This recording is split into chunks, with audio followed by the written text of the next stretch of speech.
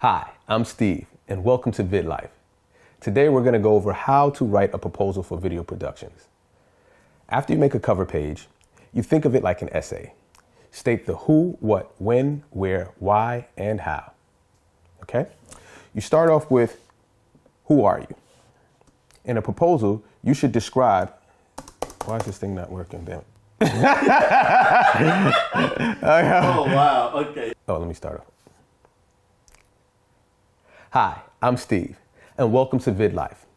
Today we're going to go over how to write a proposal for a video production. After you make a cover page, you think of it like an essay. State who, what, when, where, and how. Who are you? In a proposal, you should describe yourself and your business. Explain why you're qualified to produce videos for the client, and give examples of successful products you have produced in the past. If you have a business plan, you might want to use the information from the company description section here.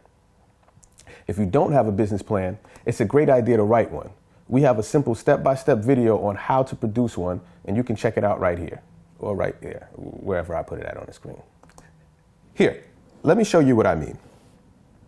This is an actual video proposal that we have from a few years back that I actually created. This is the cover page. We start off with the cover page, and it's video project proposal, or whatever you want to title the proposal. You put the company there. This company is obviously made up because we didn't want to use the actual company just due to privacy reasons. But this is an actual real proposal that we wrote a few years back for a company. You also put the logo right there. It's a good idea to put that. And you want to add, who produced this copy of the proposal. That's the first page. And then we're going to move on to the real first page or the second page, but you put about us. So, if you're a sole proprietor, you might put information about yourself as far as, who you are, what you have done in video production, and why using you would be a good idea. I have it written out here a little bit about my company at the time.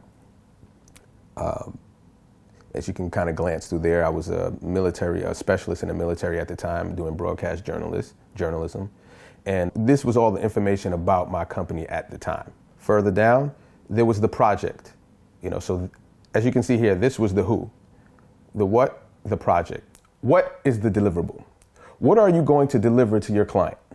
If a person or business has a request, this is where you would state your plan to produce it for them.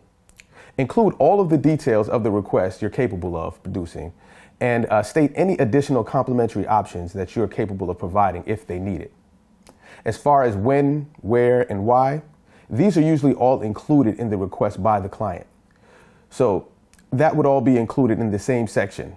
Make sure you state exact dates, times, and location of events. They told us exactly what the project is. They wanted 28 instructional videos for their company, and each video needed to be 3 to 4 minutes in length. Those were the only criteria that they gave us. There was the specific themes and content of the videos.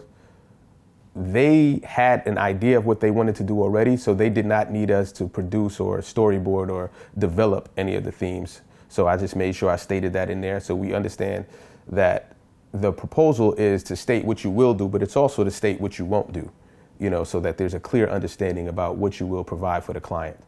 And what we were going to provide was, we're going to provide the videographer and we're going to provide the editor. And we gave a little bit of detail what that actually entailed. So, we said that the videographer would provide the lighting, capturing audio and capturing video. Really simple. This is not rocket science, or rocket surgery, as some people say. But anyway, and then as far as the editor would edit, adjust sound, do editing, add titles, fade in, fade out, effects, things of that nature. We made sure we put all of that information in there. Then there's the how. In this case, the how is how much.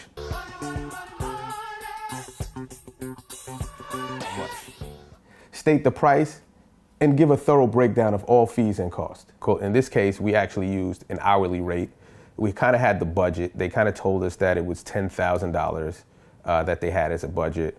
Our rates were a little bit higher, so we kind of negotiated an idea of what we wanted to charge them based on their budget. Since we knew what their budget was offhand. So I guess it wasn't really a negotiation, but more of an idea that we came up with of how we wanted to pitch it to them, because we didn't want to go above and beyond their budget. So we took all of the videos that they needed, we broke it down into rates, and this is pretty much what we came up with. You'll see there's asterisks and double asterisks here, and what that is the explanation is right here in the little legend that's right under it. All of the prices that we came up with were estimated values that was based tentatively on recording hours, which were approximately 4 hours per day for 11 days. You know, these are the estimates. You can't give exact prices. You know, a lot of it is estimate, but you want to give something that's realistic. Not, you know, you don't want to lowball people in the beginning and then try to charge them a lot more in the end, because they'll never use you again. Okay. Once we got through the price, then there was the equipment. We let them know what type of equipment we're using. This is the equipment that we had at the time. And then we put at the bottom, we put a schedule as far as when they would get their videos, when they would be able to look at first drafts, and when payment was due.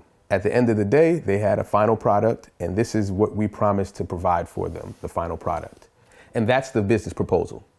Usually with a client, they'll accept 3 proposals, sometimes more, sometimes less. And a lot of times they get rid of the lowest price proposal and get rid of the highest price, and they'll take whatever the going market rate is.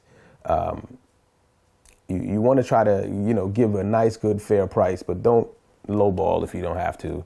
But then again, sometimes there are some companies that just want the cheapest, or some companies just want the fanciest or the best.